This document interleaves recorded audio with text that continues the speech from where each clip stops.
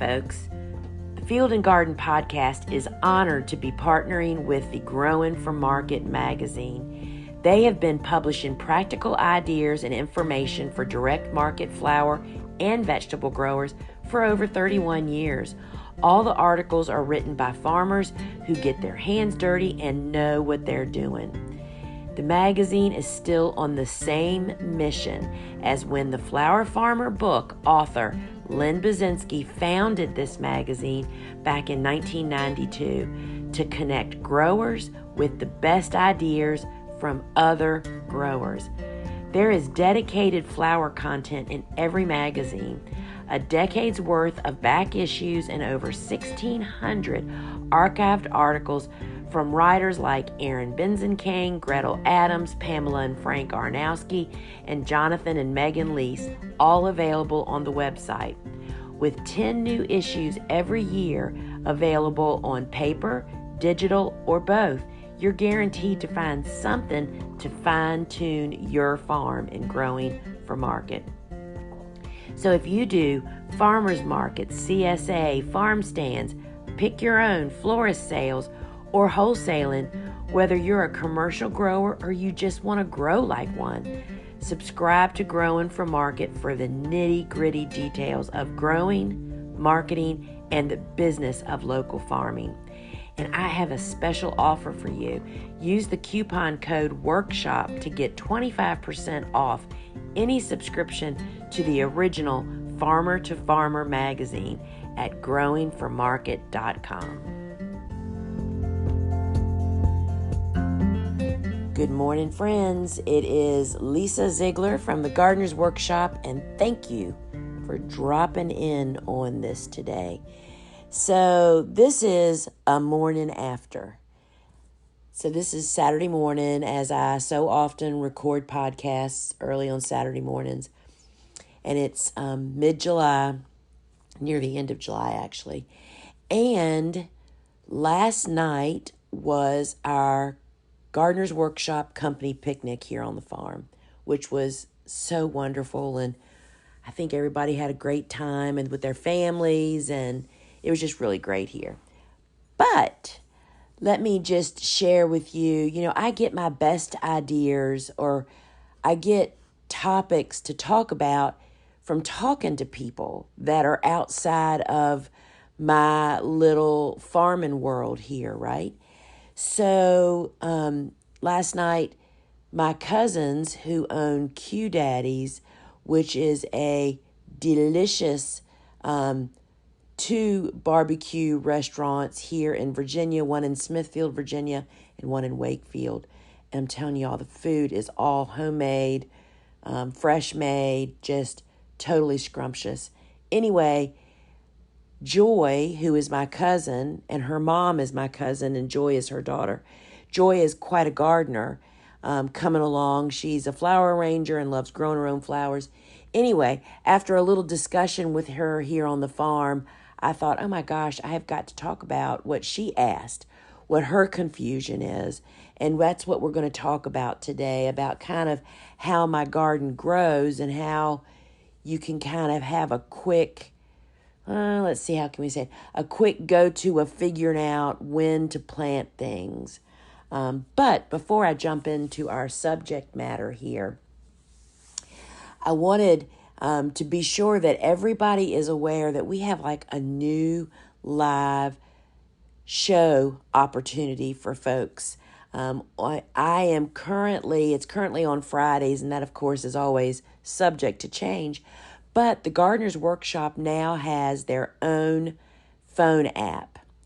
And inside of that app, which you just go to your app store and search Gardener's Workshop Live Shop and download the app, you can watch replays from previous shows, and you can shop our show products over there. So currently I am doing a live show in that app on Friday afternoons at 12 noon Eastern time. It's about an hour long. The show is broadcasted from here on the farm, and what I am sharing, Suzanne and I do it together. She's the tech, and I'm the mouthpiece, as they so lovingly refer to me now. I'm sharing the weekly harvest, and giving you like the 411 on what I'm showing. And you get to see the fresh blooms. I talk about stem length and planting and just all kinds of stuff, harvesting information. And it's really a ton of fun, and what chores I'm kind of doing, what we're doing here on the farm. And you can shop. Think QVC gardening, y'all. So, oh gosh, it is so much fun, y'all. And it's not just fun. It's what people have been asking us for all these years. They just need a little bit more information to help them understand, which is really what this whole podcast is about. But I'm showing the harvest and the chores and the tools that I'm using. And here's the thing, friends. This live show within the app is totally a freestanding agent from our website. The things you see on this show are not available typically over on our website. I do stuff like create bundles of products as a special offer. We introduce new products, new seeds. We take polls over there of, here's this new seed that I've grown, this new flower I've grown from seed. Should we add this seed to our lineup? And y'all vote on it and help us to decide what to do. And the special bundles and special offers and different things. And here's the thing. The offers are available during the live show, but we extend those offers until 8 a.m. the next morning, so the people that can't watch it live can still take advantage. Friends, it's really a lot of fun. So I encourage you to go to your phone app store, download Gardener's Workshop Live Shop, download it, get it on your phone, and meet me at a live show. And it's a lot of fun, and we often have a giveaway. And the giveaways are things you can't buy. And it's a lot of darn fun. So check that out. Now, back to my discussion with Joy last night. So first, just a smidgen about QDaddies. So I've mentioned from time to time that I come from a really strong entrepreneurial family on both sides, Steve's family and my family. And my cousins, Norm and Lynn Winton, Lynn's mom and my dad were brothers and sisters. We grew up, doing Christmases and Thanksgiving, and I used to go to their house and stay in the summertime for a week. They only lived like 30 minutes, not even that far away. Anyway, and I can just always remember my Aunt Norma, Lynn's mom, made the best sweet pickles. And Lynn's sister Karen and I, oh my gosh, when I would go stay with them for a week, we would eat so many jars of those pickles. Oh, such sweet memories. Y'all, there's just nothing like family, right? Anyway, so Joy's parents, or actually Joy's mom, Lynn, along with some of Joy's other siblings, launched QDaddies in Smithfield several years ago, and it was an out-of-the-gate success. And when I say out of the gate, it meant they made it through the first year, right? I mean, we know that so many businesses don't even make it. Then not long after they started QDaddies, the pandemic hit. And friends, this is why we're an entrepreneurial family. What did the Wittens do? They pivot, and they created the most amazing drive-through, walk-up, pick up your order system during the pandemic, and people came in droves. So I said to my cousin Lynn last night when they were here, I said, is everything going all right? And she looked at me with those eyes that I so well know. Anyone that runs a business, those are either the eyes of you are so blooming tired, you are so blooming overwhelmed. Business is good, but it is hard work, friends, to keep up with it. And that's what I saw on Lynn and Joy's face last night.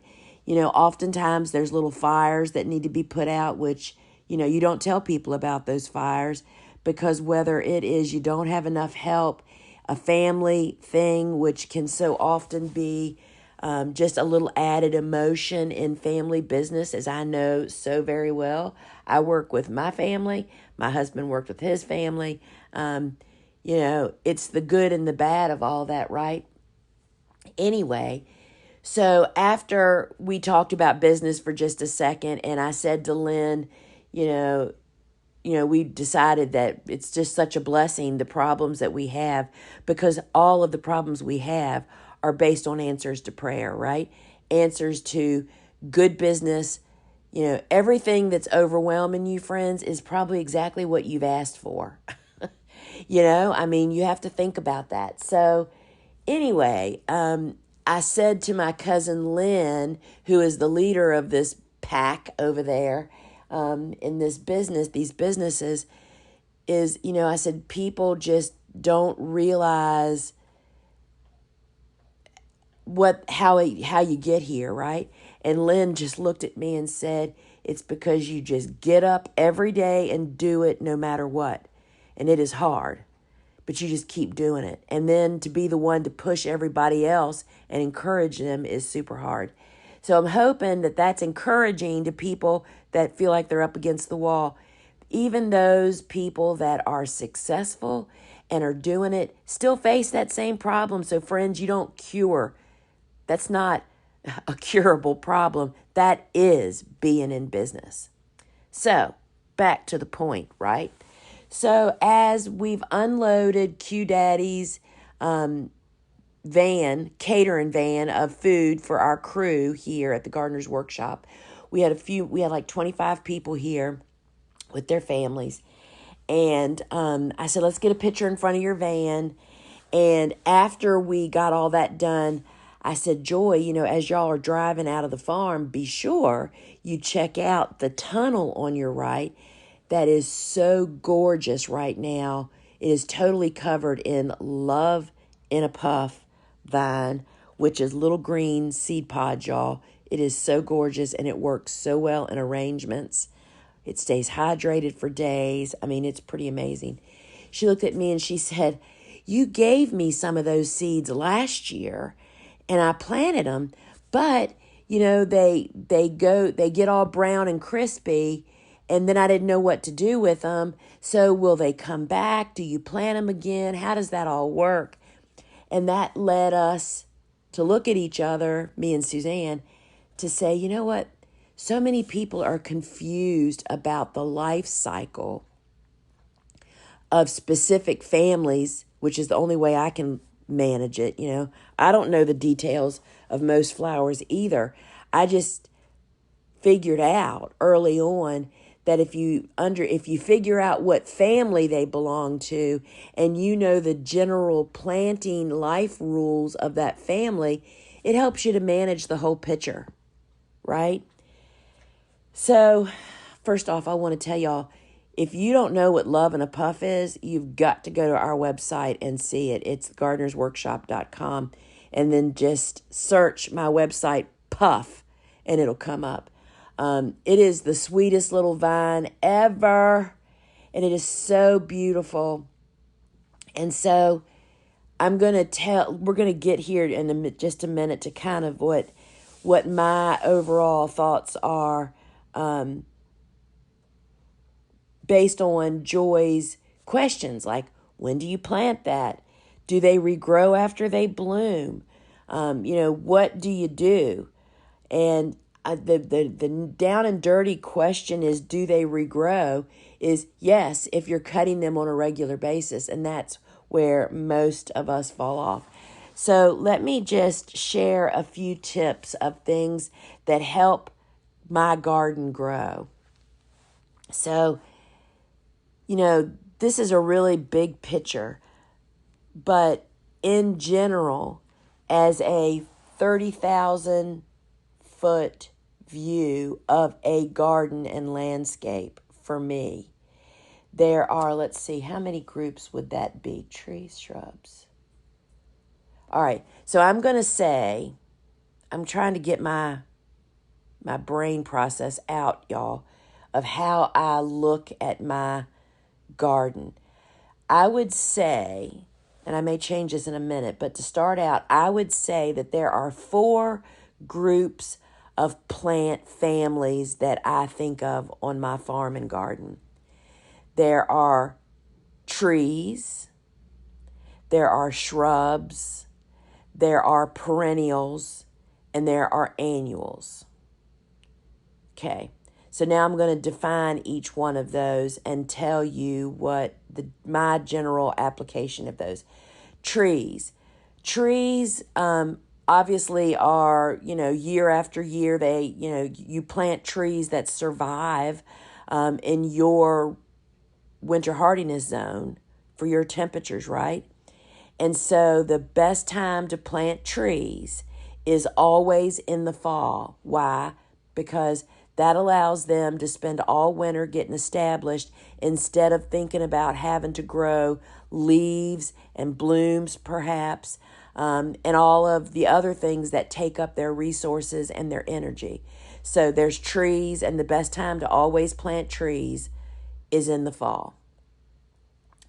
The second group are shrubs.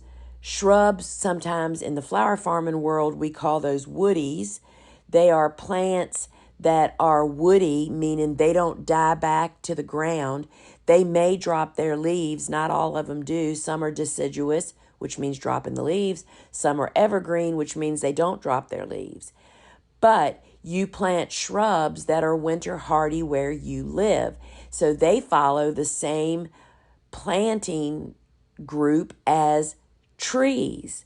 Because they survive your winters, the best time to plant them is in the fall, because that allows them to get established before they have to start growing leaves or blooming or fruiting or whatever it is that they do. I will tell you that in my experience and research is that trees and shrubs that are planted in the fall have the best lifelong chance of surviving and thriving for years, because they don't suffer all the next season. When people plant those 2 groups in spring, or even worse yet in summer, those plants have to be planted. They have to try to get established. Getting established means growing a great root foundation. That's their lifeline to life, y'all. And if you plant them in spring and summer, when they also at the same time have to grow vegetation, leaves, maybe bloom, and at the same time face heat and humidity, their lifelong outlook is not very strong. Do you get that picture? All right, back to the point. The third group are perennials. Perennials are herbaceous plants that typically die to the ground every winter, but their roots survive your winter and they regrow the following year. And again, those follow the same planting as trees and shrubs. Are you getting the picture here, friends? Anything that survives winter where you are definitely benefits from being fall planted, so it can get rooted in without having to do all that above ground business that we're all so anxious for, right? So trees, shrubs, and perennials all benefit from fall planting. And yes, you can plant them at other times, but just know it's a lot more work and they don't have as strong as survival rate as fall planting. So those are 3 that we're just going to put those aside. I'm not talking about them anymore, but I thought I would just add them into the big picture here, okay? Then the 4th group, which is kind of my area of specialty, my area of success of my flower farm, my area of the biggest cash crop ever for my small space farm and garden, the biggest bloom for your buck are annuals. And annuals is also a very large family. But here's my annual family. This is not everybody's annual family. The annuals that you hear me talking about are one of 2 different families of annuals. There are warm season tender annuals like zinnias and sunflowers and tomatoes and basil. Those are the annuals that should be planted once it is warm to hot outside and the soil is warm. I'll say that again.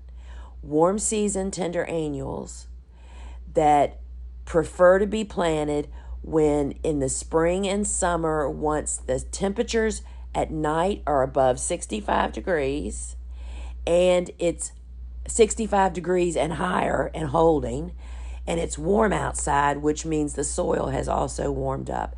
They're the stuff that grow all summer, and that the first cold, hard frost you have in the fall kills them. So that's one big family. The other big family is cool season hardy annuals. Those are plants that don't just survive cold weather, they thrive in cool to cold weather, better known aka as cool flowers. So the first thing I think of when I see a flower blooming is is that a annual or a perennial? If it's a perennial, I file it away in the perennial book of my mind. If it's an annual, the next step is that a warm season annual or a cool season annual? And because the step you should have taken before all of this is you need to know, when am I, for my area, supposed to plant warm season annuals, or when am I in my area supposed to plant cool season annuals? And, my book, Vegetables Love Flowers, really helps you to wrap your head around that. But if you figure out when you plant those two families in your garden area, your winters, your summers, you'll have the door to know when to plant everything, right? All right, so you have to figure out what kind of annual is it. And before you even start to think about planting, you just need to have a little book somewhere. It's like, I plant warm season tender annuals from this time to this time. No date is a hard date. A hard written in pen. It varies from year to year, but you can have a really good idea. Sometimes you can push the envelope, but in general, I plant warm season tender annuals outside in the garden from mid-April up until September, because my first frost is in mid-November, so I've got to get stuff in the ground. How do I know? I look at how many days from seed to bloom. Sorry, y'all, Tucker is waking up and he's getting frisky with, he's picking up. Y'all, I have to tell you this. Tucker has a blanket, and he drags it around like Linus on Charlie Brown. It is the cutest thing ever. Anyway, he's resituating. Sorry for that interruption. So you need to know when you plant those two families, and then when you see a flower you want to plant, which family is it? And then that'll help you go down that rabbit hole of when to plant. So the number one tip I can give you about figuring out how to make your garden grow after those tips that I just shared is planting an annual at its time, meaning don't plant warm season stuff when it's still too cold, and don't plant cool season stuff when it's hot. Planting at the proper timing for that family is key to getting established, just like I mentioned about perennials, woodies, and trees. When you plant them at their proper time, you give the least amount of care. They just naturally established with just a little bit of help from you. So timing is essential. Planting healthy seedlings, or if you're going to be a direct seeder, which that's a whole conversation in itself, again, planting healthy transplants, which that's one of the reasons that I really love soil blocking so much, is you get a transplant quicker because they tend to grow faster. Plus you plant them a little smaller because you can handle soil blocks much sooner than you can pulling a plant transplant out of a cell pack, typically. Planting a healthy transplant or seeding planting a seed at the proper time are huge steps to less care and healthier transplants.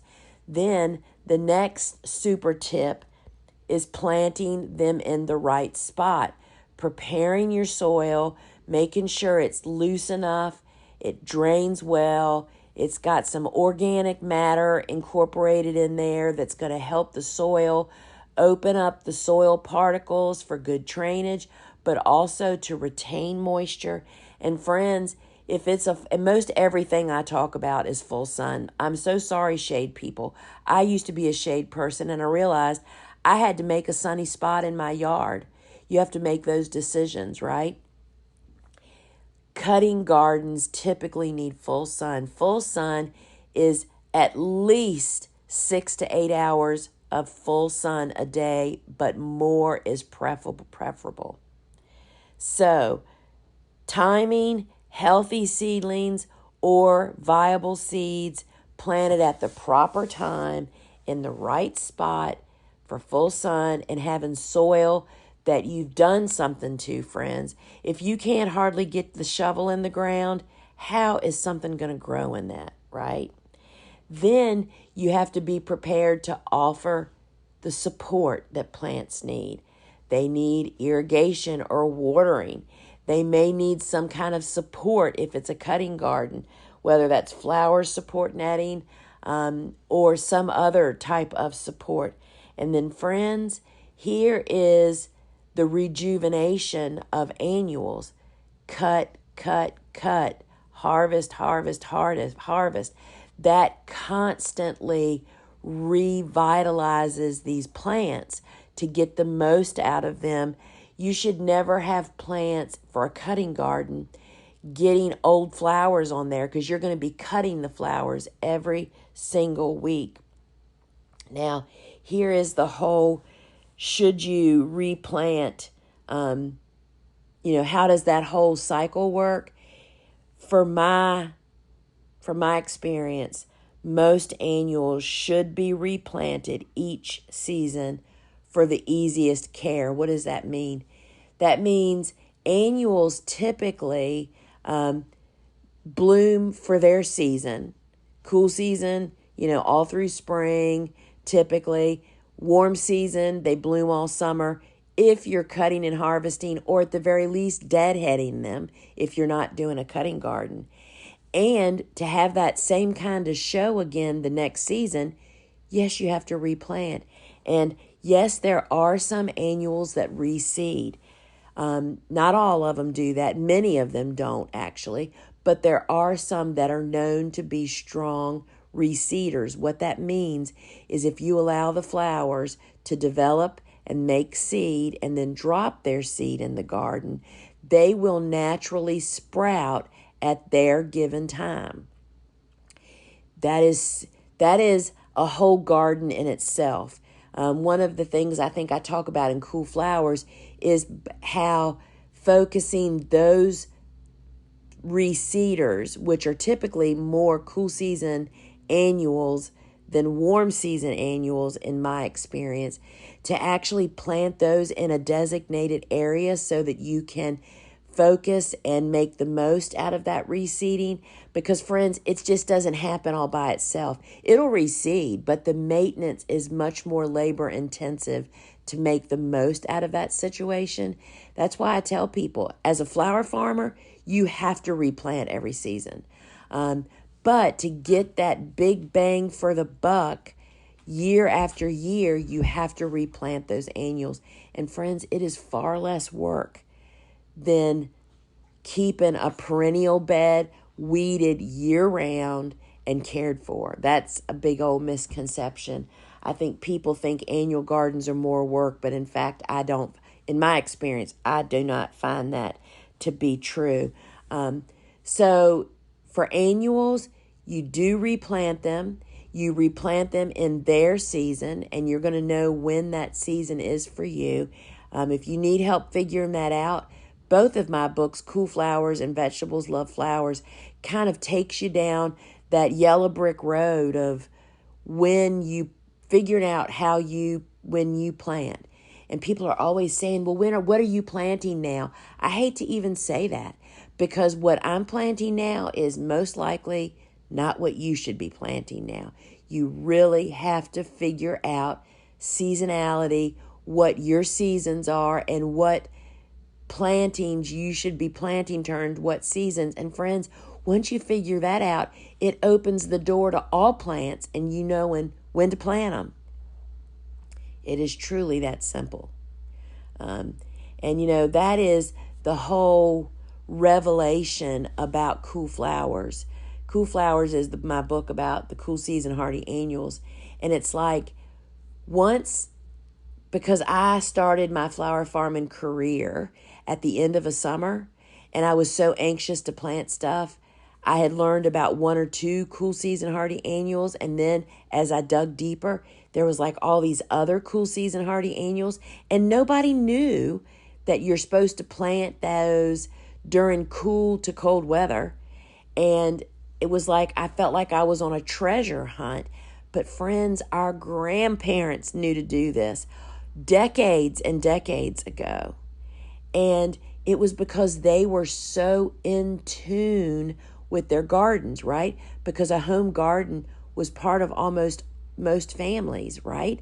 I mean, they had a garden out back to grow vegetables, and mom always had some flowers growing along beside it for the kitchen table and church flowers. And they knew this.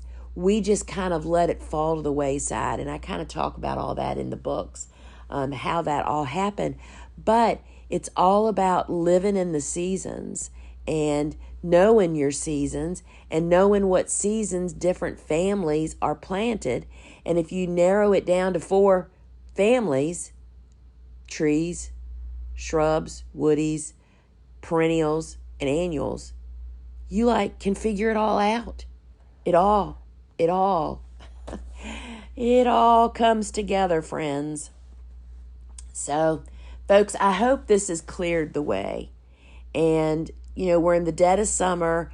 Why not spend some of these hot afternoons reading a good book? Highly recommend Cool Flowers and Vegetables Love Flowers to help you figure this out if you need it. There's actually a video guide, book studies to go with both of those books. You request them on the book page on my website, thegardenersworkshop.com.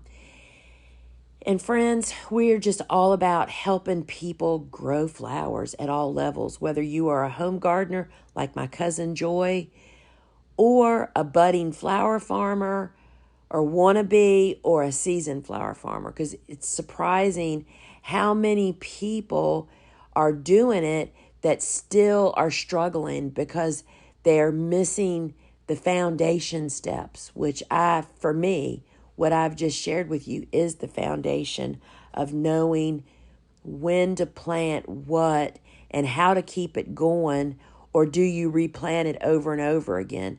Vegetables Love Flowers really helps you to understand succession planting. Right now on the farm, we have 4 successions of summer annuals. One big garden that is gorgeous right now, but it's starting to wane. I have another garden that is on the verge of busting open. I have another garden that's about 12 inches tall. And then I have yet another garden that was about 18 to 20 inches tall. All of those the last 3 I mentioned, are on the verge of busting loose. And the first one that I planted, some of them is being pulled out, part of it, but the rest of it's being revitalized. And friends, cutting hard and revitalizing will just, y'all, it is so much fun to plant annuals. And here's another reason that I love annuals. You get to constantly add. If you planted your whole garden in perennials, you have what you have. There is no change ups.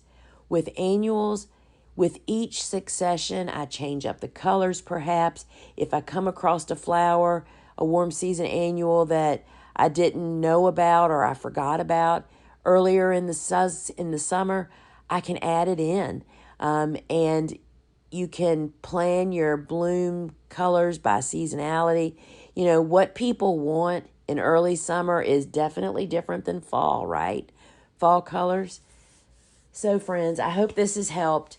Head on over to thegardenersworkshop.com. Tons of resources. And, we have an online garden shop. If you need seeds, tools, supplies, my books, I would ask that you would consider us when you go to make your purchases. Check out our new phone app if you want to attend the live show and get some more information and have the option to purchase and see some of our special introductions and special bundles. Sign up for the weekly farm news, which is like a headliner of all the stuff that's going on for the Gardener's Workshop. All right, friends, I am out of here. And then on Saturdays, friends, I am on YouTube, on my YouTube channel. Appreciate it if you subscribed. Doing seed starting Saturdays and other stuff. But join me over there. All right, folks, until we meet again. Ciao.